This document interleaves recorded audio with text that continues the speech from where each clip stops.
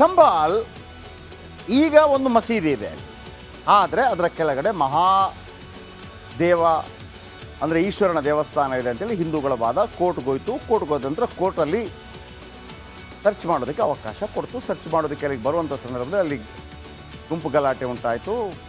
ಈ ಹಿಂದೆ ಕೂಡ ಸ್ಟೋರಿ ಕೊಟ್ಟಿದ್ದೀನಿ. ಅಲ್ಲಿ ಉತ್ಖನನಕ್ಕೆ ಅವಕಾಶ ಕೊಟ್ಟಿದ್ದಾರೆ. ಇದೀಗ ಸಂಭಾಲ್ನಲ್ಲಿ ಉತ್ಖನನ ವೇಳೆ ಮೃತ್ಯುಕೂಪ ಪತ್ತೆಯಾಗಿದೆ. ಜಾಮಾ ಮಸೀದಿಯ 280 ಮೀಟರ್ ದೂರದಲ್ಲೇ ಇದು ಪತ್ತೆಯಾಗುತ್ತೆ ಮೃತ್ಯುಕೂಪ. ಇದು ಸಂಭಾಲ್ನ 19 ಪ್ರಮುಖ ಬಾವಿಗಳ ಪೈಕಿ ಒಂದಂತೆ.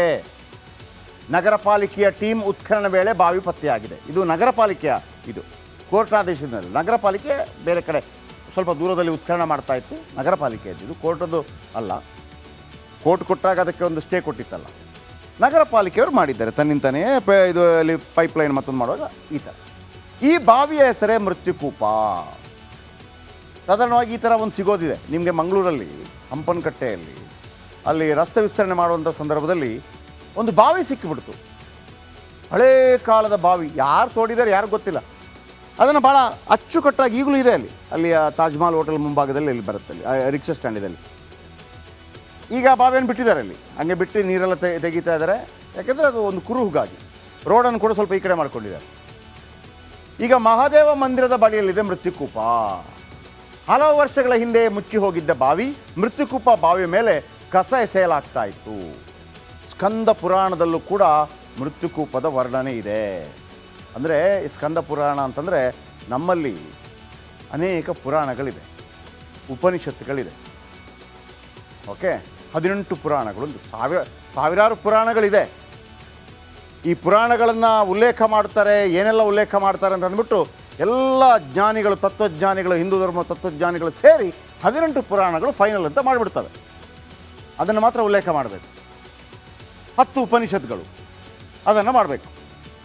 ಈ ಸ್ಕಂದ ಪುರಾಣ ಕೂಡ ಅದರಲ್ಲಿ ಬರುತ್ತೆ.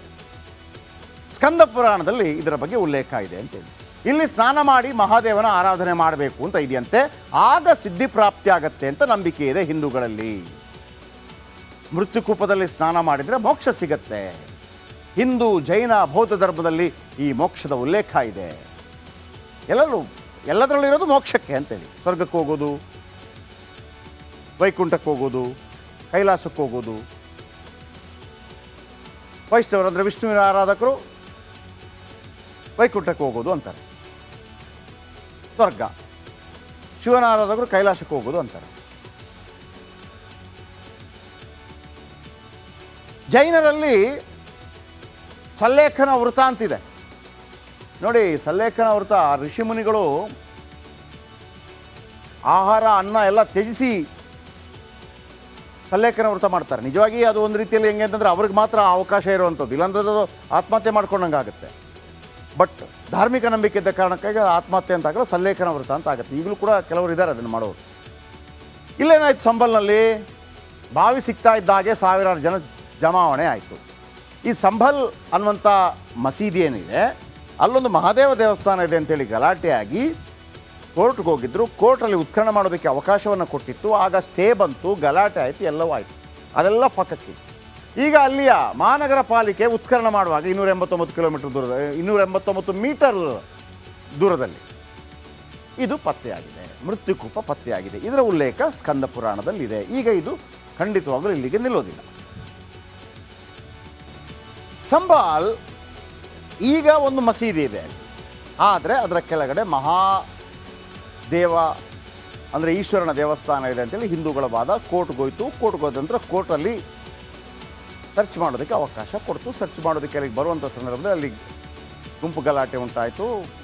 ಈ ಹಿಂದೆ ಕೂಡ ಸ್ಟೋರಿ ಕೊಟ್ಟಿದ್ದೀನಿ. ಅಲ್ಲಿ ಉತ್ಖನನಕ್ಕೆ ಅವಕಾಶ ಕೊಟ್ಟಿದ್ದಾರೆ. ಇದೀಗ ಸಂಭಾಲ್ನಲ್ಲಿ ಉತ್ಖನನ ವೇಳೆ ಮೃತ್ಯುಕೂಪ ಪತ್ತೆಯಾಗಿದೆ.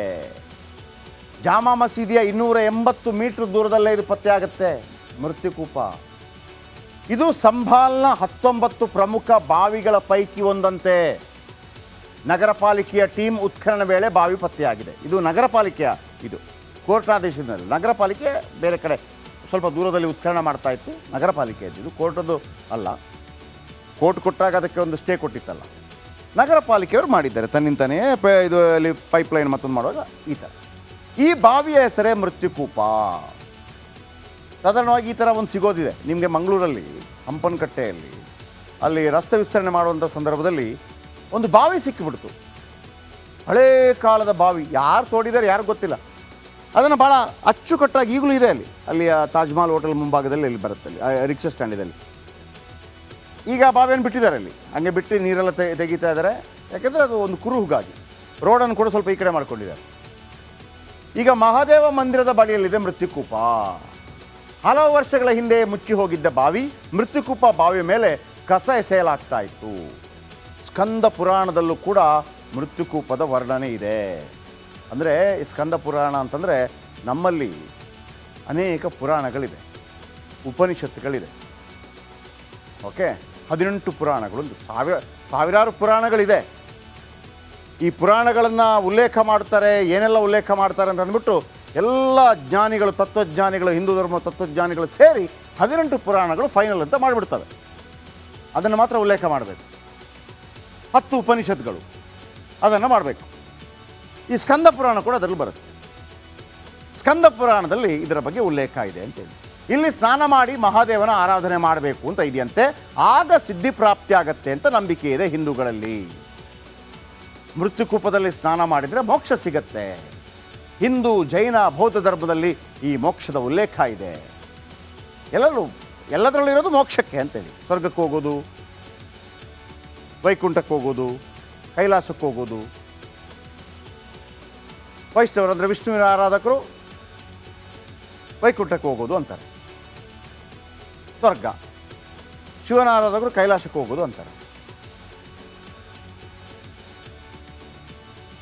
ಜೈನರಲ್ಲಿ ಸಲ್ಲೇಖನ ವೃತ ಅಂತಿದೆ ನೋಡಿ. ಸಲ್ಲೇಖನ ವೃತ, ಋಷಿಮುನಿಗಳು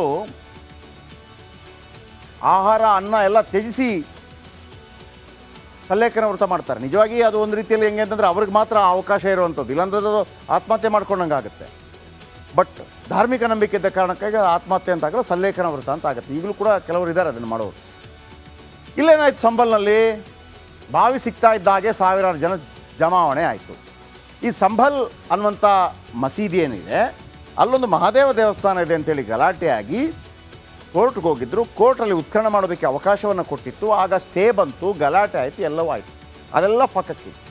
ಈಗ ಅಲ್ಲಿಯ ಮಹಾನಗರ ಪಾಲಿಕೆ ಉತ್ಖನನ ಮಾಡುವಾಗ 289 ಕಿಲೋಮೀಟರ್ ದೂರದ, 289 ಮೀಟರ್ ದೂರದಲ್ಲಿ ಇದು ಪತ್ತೆಯಾಗಿದೆ, ಮೃತ್ಯುಕೂಪ ಪತ್ತೆಯಾಗಿದೆ. ಇದರ ಉಲ್ಲೇಖ ಸ್ಕಂದ ಪುರಾಣದಲ್ಲಿದೆ. ಈಗ ಇದು ಖಂಡಿತವಾಗಲೂ ಇಲ್ಲಿಗೆ ನಿಲ್ಲೋದಿಲ್ಲ.